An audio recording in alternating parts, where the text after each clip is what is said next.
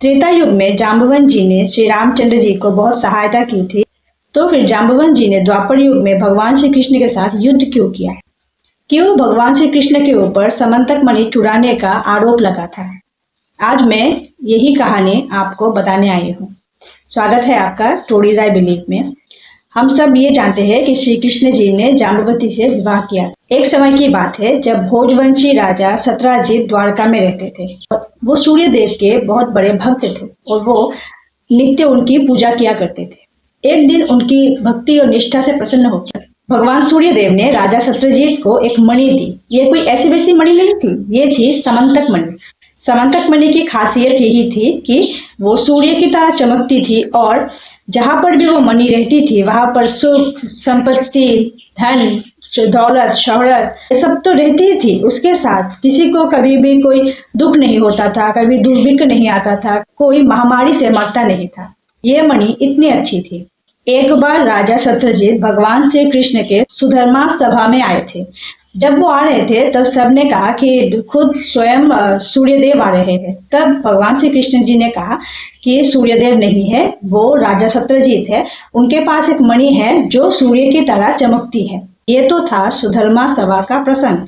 लेकिन उसके बाद राजा सत्यजीत के छोटे भाई थे प्रसेन, उन्होंने एक दिन समंतक मणि अपने गले में धारण की और उसे पहन के वो शिकार के लिए जंगल में चले गए।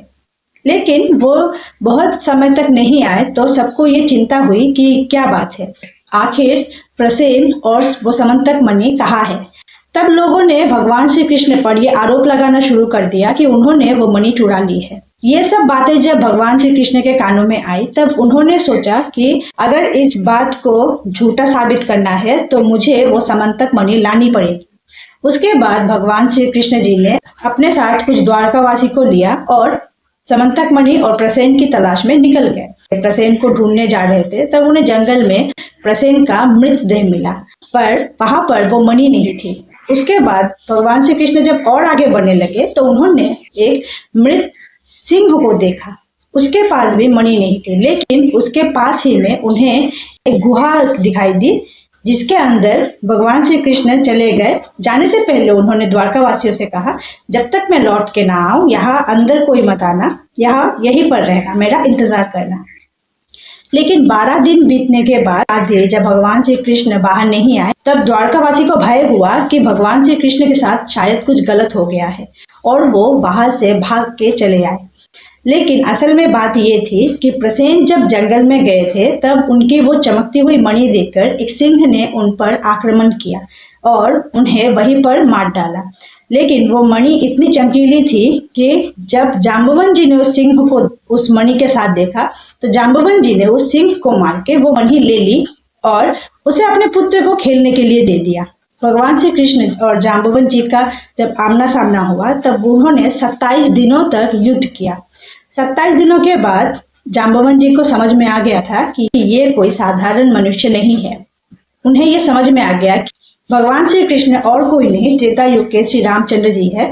इसके बाद जाम्बवन जी ने भगवान श्री कृष्ण जी से क्षमा मांगी और वो मणि उनको लौटा दी। उसके साथ उन्होंने अपनी पुत्री जाम्बवती का भी विवाह भगवान श्री कृष्ण से करवा दिया। ये थी कि क्यों भगवान श्री कृष्ण ने जाम्बवती से विवाह किया था और कैसे भगवान श्री कृष्ण जी समंतक मणि ले आए थे। अब हम लोग में से ये बहुत लोग सोच सकते हैं कि भगवान श्री कृष्ण जी को तो बचपन में माखन चोर वैसे ही बोलते थे, तो फिर ये मणि लाने की क्या जरूरत थी। असल में बचपन में जब वो माखन चोरी करते थे तब वो माताओं का प्रेम था।